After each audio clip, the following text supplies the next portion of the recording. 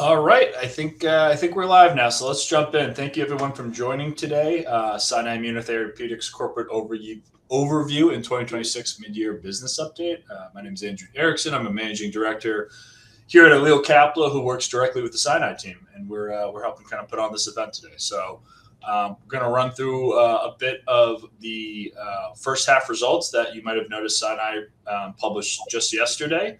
I'll review some of those financials, some of those business updates, and then Amir's going to give us a bit of an outlook for the rest of 2026 and why the team is ultimately really excited about what's to come. So without further ado, we'll get into it, and then we'll save the questions at the end.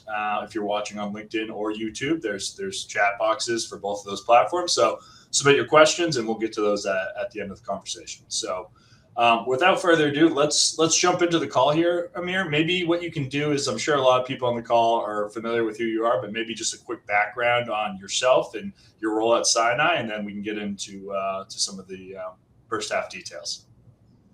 Thank you very much, Andrew, and welcome everybody to our webinar today. I'm Amir Reichman.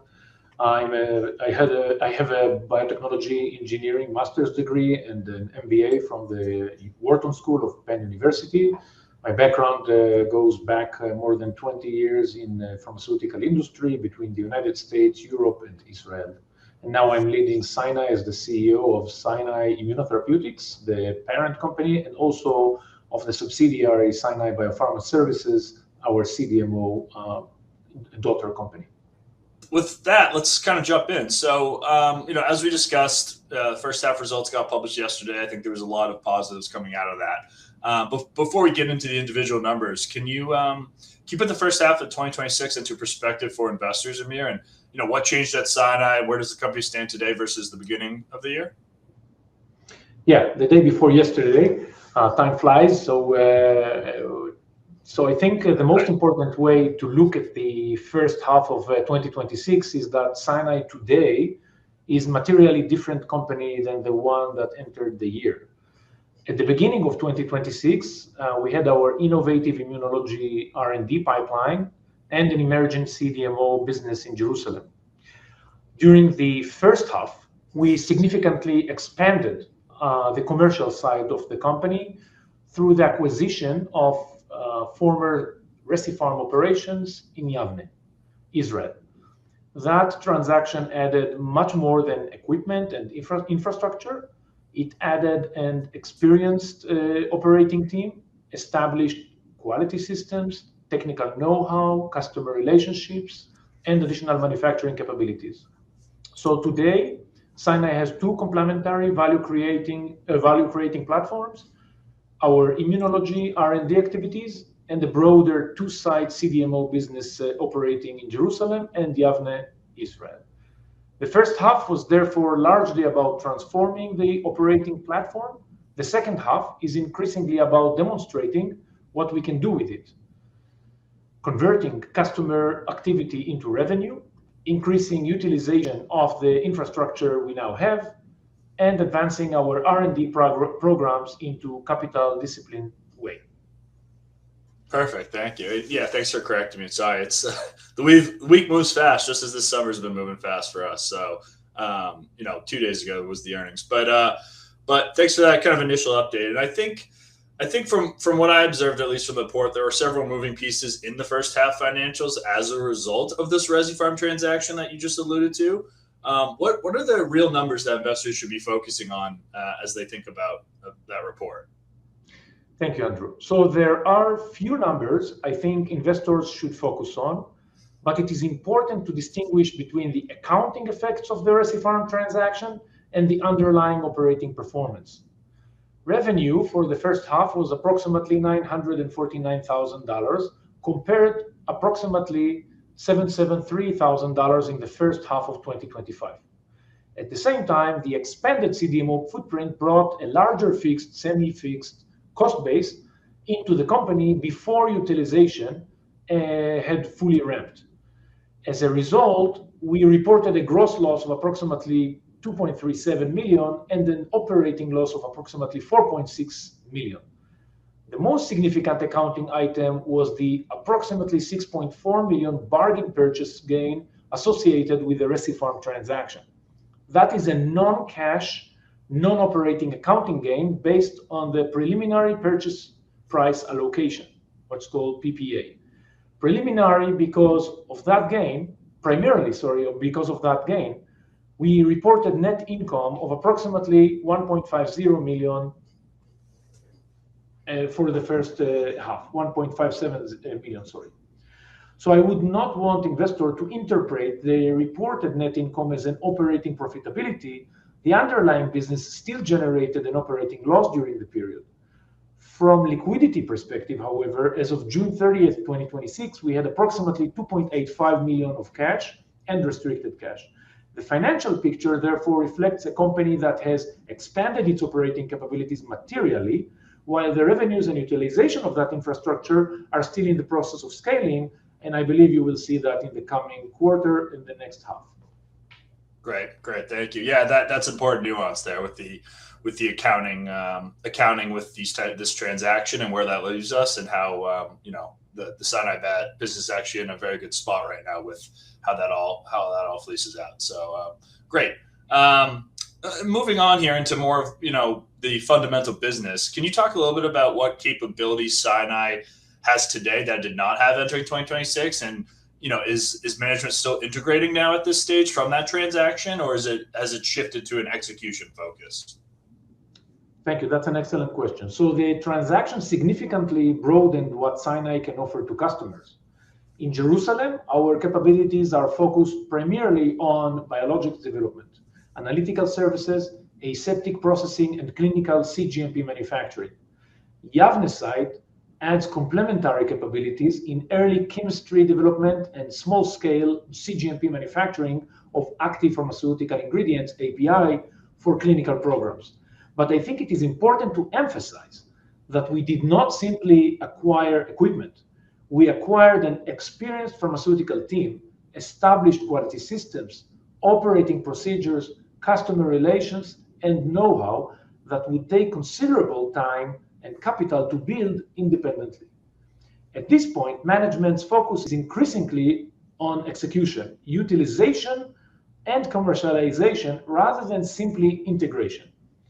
The relationship with Recipharm is also strategically important. The commercial collaboration is intended to facilitate cooperation and potential customer referrals between our early and clinical stage capabilities and Recipharm's broader manufacturing network as programs mature. Just to clarify, Recipharm AB was the international CDMO company that sold us Recipharm Israel facility and business. So the objective is to make the combined platform productive, bring in more customer work, execute well, increase utilization, and build longer-term customer relationships. Great, fantastic. Yeah, no, and I think a key takeaway from what you just said, right, is the way that you were able to structure this transaction is you can hit the ground running and start executing sooner because you're not building this from scratch, right? There was this fundamental business in place that you're essentially just integrating with your already outstanding business, which I think is an exciting aspect of this transaction. Exactly. So moving back more to the financial side of this, I saw one of the items in the first half report was, one of the more notable updates is the approximately, I think it was 3.1 million of committed customer orders as of August 16th, which obviously happened post, the end of the quarter. Can you tell us a little bit about what that represents? All right. So committed customer orders is a management KPI. As of August 16, we had approximately 3.1 million of what we define as committed customer orders. These are signed customer purchase orders for specified CDMO services under existing contractual agreements. Usually they are non-cancelable, and usually clients pay an upfront payment against them. Approximately 1.6 million of that relates to the Yavne, and approximately $1.5 million to Jerusalem. I want to be precise about what that number means. It is a measure of customer authorized commercial activity. It should not be interpreted as 3.1 million of future revenue or as a traditional backlog figure, because portions may have already been invoiced or recognized as revenues. And the timing of the remaining revenue recognition depends on execution on our side of the underlying projects and satisfaction of the applicable accounting criteria. However, as of August 10th, I can tell you that approximately $2.1 million had been already invoiced to customers, while approximately $1 million of the 3.1 represents signed work orders that had not yet been invoiced. What I find encouraging is that the activity is distributed almost equally between Jerusalem and Yavne. That indicates that we are seeing meaningful commercial activity across the broader CDMO platform rather than only within the business we acquired. Gotcha. Okay, that's helpful. Thank you. And speaking more on that kind of CDMO commercial traction and that expansion you allude to, what does the expanded U.S. clinical manufacturing engagement tell you about the platform as it stands today? So I think this is a very good example of the kind of customer progression we want to see. The relationship began with feasibility and cGMP readiness activities, subsequently expanded toward the broader CMC development and clinical manufacturing program intended to support the customer's planned U.S. regulatory submission with the FDA and subsequent clinical development. We have already commenced substantive activities and received approximately $650,000 in cash payments and advances after June 30th. The expanded definitive agreement remains under negotiation, so I do not want to imply a final contract value, scope, or development timeline that has not yet been agreed. But strategically, this is exactly the type of relationship we want to build, beginning with a defined technical need and expanding into a broader development and manufacturing engagement. Fantastic. Yeah, no, it's great to see that clientele and that customer base expanding out, progressively. So that's fantastic. Another thing I wanted to go back to is that commercial execution and some targets you've previously announced. So I believe it was an objective of approximately $5 million in CDMO revenue for 2026, which was the initial objective. Is that still the objective today? And what would a successful execution look like by year end? Yes, we continue to pursue approximately $5 million of CDMO revenue for 2026. Achievement of that objective, of course, will depend on the timing and execution of customer projects, and in addition, satisfaction of the applicable revenue recognition criteria and our ability to continue converting additional commercial opportunities. I would not want investors to derive that target mechanically from the 3.1 million of committed customer orders, because these are different measures. For me, successful execution by year end would mean several things. First, converting meaningful amount of customer work into recognized revenue. Second, continuing to expand the level of customer authorized work across the sites. And then third, increasing utilization of the infrastructure and workforce that we already have in place. And fourth, generating repeat business. Repeat business is particularly important in CDMO because winning the first project shows that a customer is willing to work with you, while winning the next project is a much stronger indication that you delivered. So success is not just increasing the commercial pipeline, it is turning customer commitments into executed work, revenue, and longer-term relationships. And to go back, yes, we are still supporting the $5 million in CDMO revenue for 2026.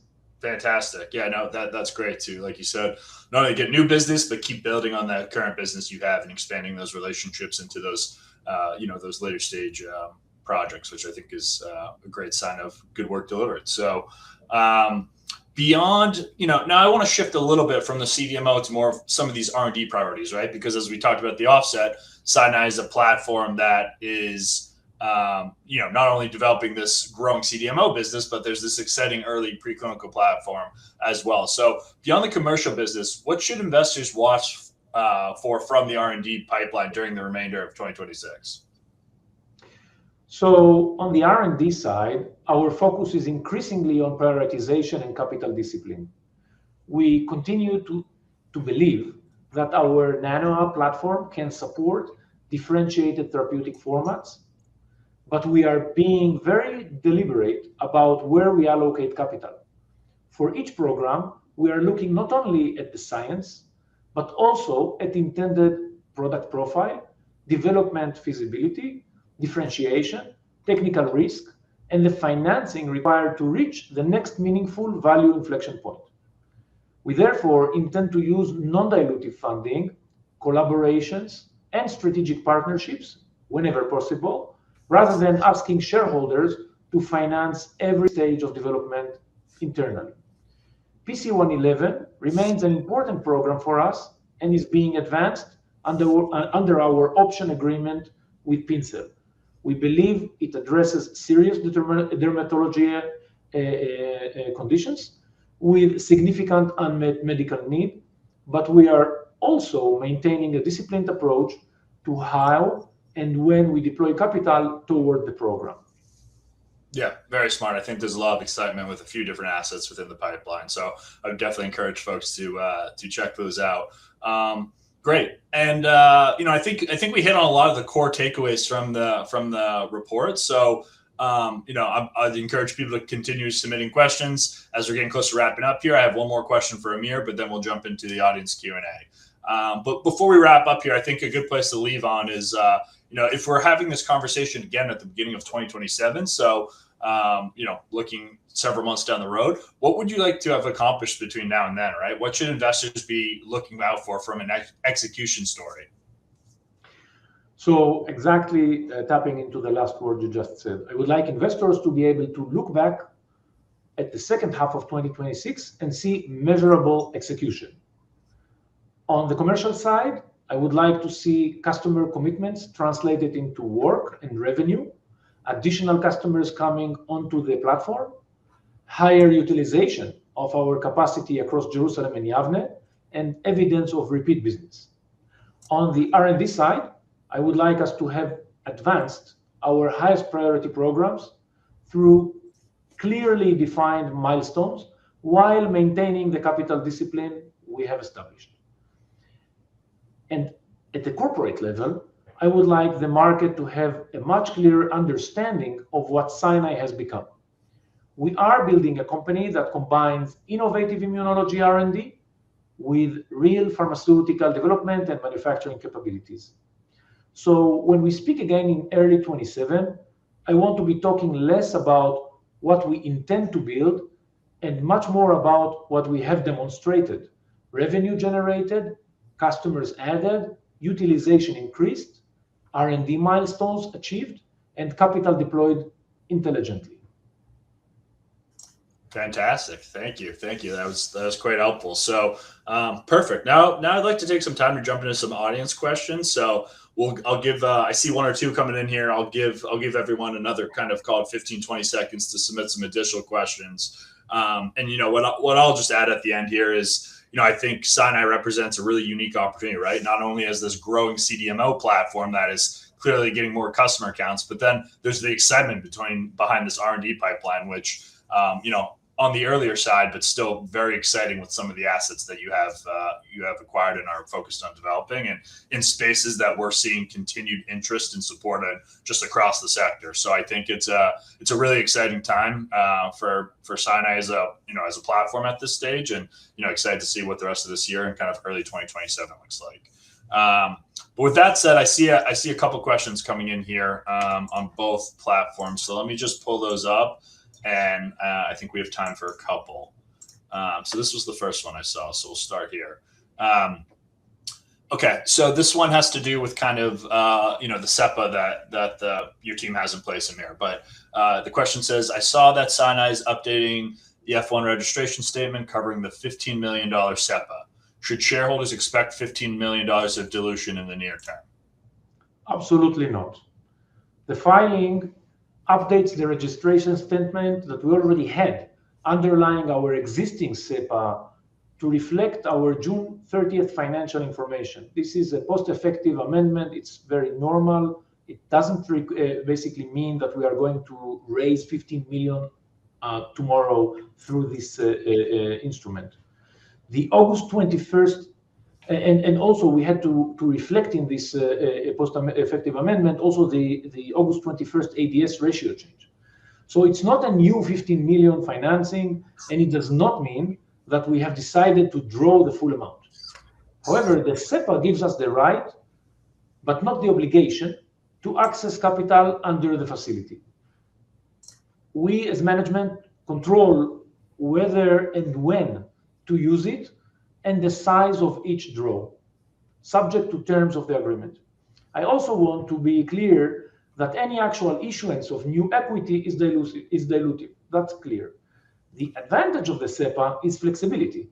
Advances using through the SEPA are priced at 97% of the applicable VWAP pricing formula and do not carry warrants.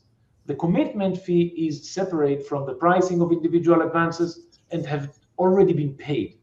So when deciding whether to use the facility, we can take into account the company's funding needs, prevailing share price, and the market liquidity, volume trade, etc., and size any draw responsibly in a responsible way.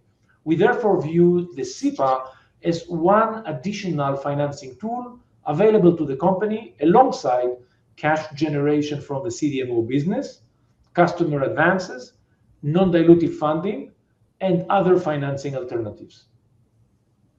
Gotcha. Thank you. Yeah, no, I'm glad you clarified that. As you know, it's a tool that can be used, that doesn't have to be used. And in your last statement there, actually, transitions well into this next question that I saw come in, also on the liquidity funding angle. But it says your cash and restricted cash was approximately 2.85 million, and the filings say the company require additional capital. How would investors think about funding from here? Obviously, SEPA is one vehicle, but would love to hear kind of what this question is asking is kind of what other ways you think about funding at this stage. Yeah, so we are very focused on improving the company's liquidity through a combination of operational execution, sales, and disciplined financing. On the operating side, I would say the priority is to expand our customer base, increase the number and value of committed customer orders to generate more stability and ability to project how much we're going to generate, and execute those projects efficiently so that customer commitments convert into revenues in a reliable way and as quickly as possible. Where customer agreements allow it, we also seek to structure advances and milestone payments in a way that helps cash flow and help us fund the underlying project activity and reduces the working capital burden on Scinai. At the same time, I would say, we continue to control discretionary spending and prioritize capital allocation carefully, particularly within R&D. On the financing side, we continue to pursue non-dilutive funding, grants, for example, governmental grants, and NGOs, and maintain access to capital market tools such as the SEPA, which we intend to use selectively rather than as an automatic source of funding. So our approach is not based on one financing source. It is a combination of our growing CDMO cash generation, improving in working capital efficiency, disciplined spending, and non-dilutive funding, and of course, selective use of capital markets. Fantastic. Now that's, I think, helpful and answers the question. And, the best companies in the market use a variety of different financing mechanisms, right, to get the cash they need. So I think you're thinking about that the right way. I think we got time for one more question before we enter kind of closing up here. So I'd like to go back to this one because this is something you touched upon about earlier in the call. And I think it's important kind of clarifying and verifying. So it says, how much of the 3.1 million of committed customer orders is still future revenue? And are you still pursuing the approximately 5 million CDMO revenue objective for 2026? Which I think you stated at the end of the call that you are, but maybe you can talk a little bit more on that 3.1 million number and what that relates to. No, absolutely. It is important to clarify, and it is an industry standard and also across industries to use management KPIs to clarify the situation because not always accounting can capture exactly what's going on now and give the visibility to investors of the health of the business. So the first point I would like to emphasize is that committed customer orders, as I said before, should not be interpreted as forecast of future revenue or future cash. The 3.1 million represents signed customer purchase orders for the specified CDMO services that we provide. So as we disclosed, approximately $2.1 million has been already invoiced. So it means that's going to be paid rather soon, or has been paid already. So that was as of August 10. We are already in the 25. So while approximately 1 million as of August 10th represented signed work orders that had not been yet invoiced.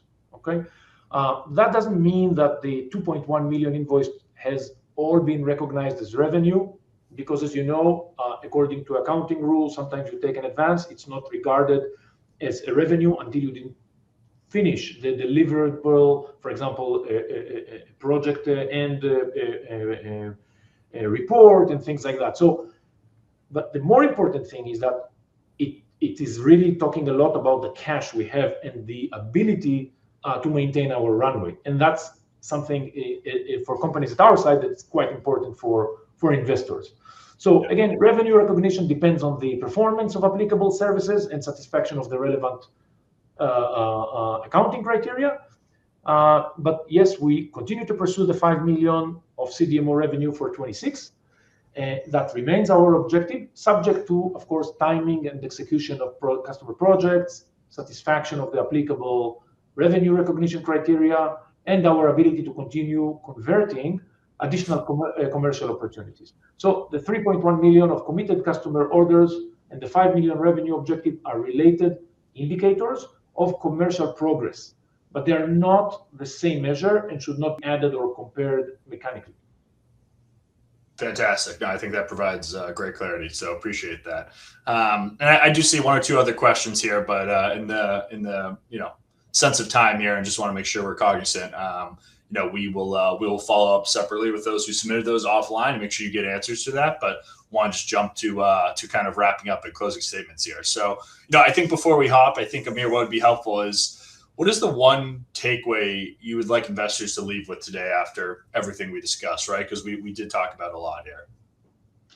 So I'm quite excited about where we are now, and I would want investors to leave with a clear understanding that Scinai is now in a completely different stage of its development. We have significantly expanded our commercial platform. We are seeing increasing customer activity across both Jerusalem and Yavne. And our focus now is on execution, converting the activity into revenues, improving utilization, and strengthening the financial resilience of the company. At the same time, we are continuing to advance our R&D programs with greater discipline around prioritization, funding, and capital allocation. We want to invest where we believe we can create the greatest value while using non-dilutive funding, partnerships, and external capital efficiently. So for the remainder of 26, the focus is very straightforward. Execute commercially, strengthen the financial position of the company, and advance the R&D portfolio in a disciplined way. I want to thank you and everybody who took the time to join us today, and for your continued interest in Scinai. Fantastic. Thank you, Amir. Thank you for your time and walking through everyone the core fundamental updates of the recent financial report and the excitement for the rest of 2026. And we appreciate your time, and thank you to everyone who joined the call today, as Amir said, and the interest in the story. And we look forward to continuing to update you as we progress through the rest of the year. So thanks again, and we'll talk soon. Thank you, Andrew. Thank you, everybody, for attending.